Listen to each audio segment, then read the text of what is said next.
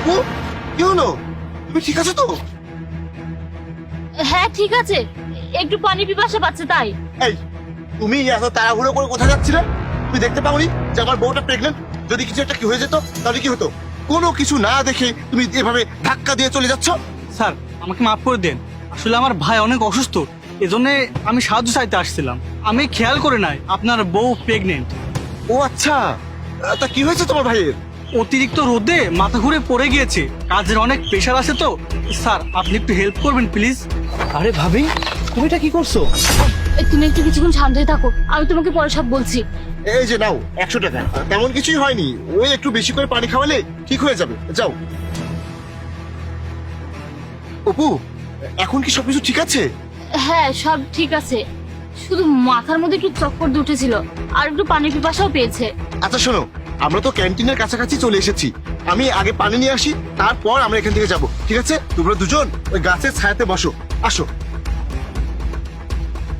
শোনো, তোমরা দুজন এখানেই দাঁড়াও, আমি পানি নিয়ে আসছি, ঠিক আছে? ঠিক আছে চলো।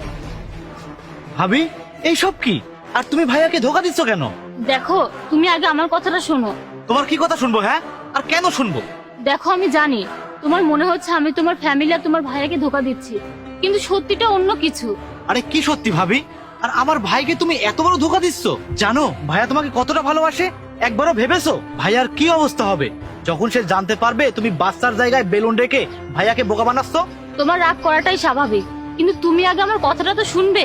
তুমিই বলো আমি কিভাবে তোমার পরিবার আর তোমার ভাইয়াকে বলবো যে আমি প্রেগনেন্ট না? আমি কখনোই মা হতে পারবো না। তুমিই বলো, আমি যদি এই কথাটা তোমার ভাইয়াকে জানাতাম তাহলে ও কি খুশি হতো? তুমি তোমার ভাইয়ার খুশিটা দেখেছো একবারও? যখন থেকে ও জানতে পেরেছে যে আমি প্রেগনেন্ট, তখন থেকে ও কতটা খুশি তুমি দেখেছো? একে তো ও সেনাবাহিনীর চাকরি করে সারা বছর বর্ডারে থাকে, শুধু 10 দিনের জন্য বাড়িতে আসে। এই 10 দিনের মধ্যে আমি যদি ওর মনটা ভেঙে দিই তাহলে কেমন হবে বলো? সে কখনোই বাবা হতে পারবে না। এটা জেনে ওর কতটা খারাপ লাগবে তুমি জানো? আমি তোমার ভাইয়াকে কতবার বলার চেষ্টা করেছি, কিন্তু প্রত্যেকবার ভয়ে আমি কিছু বলতে পারিনি। আমি কিছু বলতে গেলে থতমত খেয়ে যেতাম। আমি তোমার ভাইয়াকে বলতে চেয়েছিলাম যে তুমি কখনোই বাবা হতে পারবে না, কিন্তু ভুল করে আমার মুখ থেকে বেরিয়ে গেছে যে তুমি বাবা হতে চলেছো।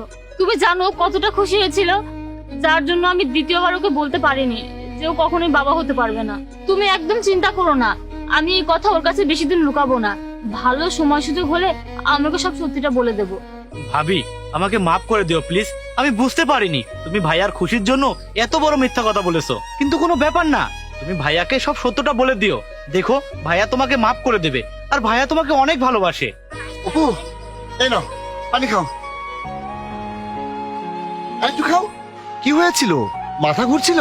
হ্যাঁ তুমি তো দেখছোই বাইরে কতটা রোদ, এজন্যই আর কি একটু। আমি তোমাদের দুজনকে প্রথমেই বলেছিলাম তোমরা দুজন বাড়িতেই থাকো, বাইরে ঘুরতে যাওয়ার দরকার নেই, বাইরে অনেক রোদ। কিন্তু না, তোমরা দুজন আমার কোনো কথাই শুনলে না। তোমাদের তো এখনই বাইরে ঘুরতে আসতে হবে। আমি বলছি কি, এখন তাড়াতাড়ি বাড়িতে চলে যাওয়া যাক, তা না হলে তোমার শরীরটা আরো বেশি খারাপ হয়ে যাবে। হ্যাঁ ঠিক আছে চলো। হ্যাঁ চলো চলো, বাড়ি চলো আমার সাথে। আস্তে আস্তে যাও।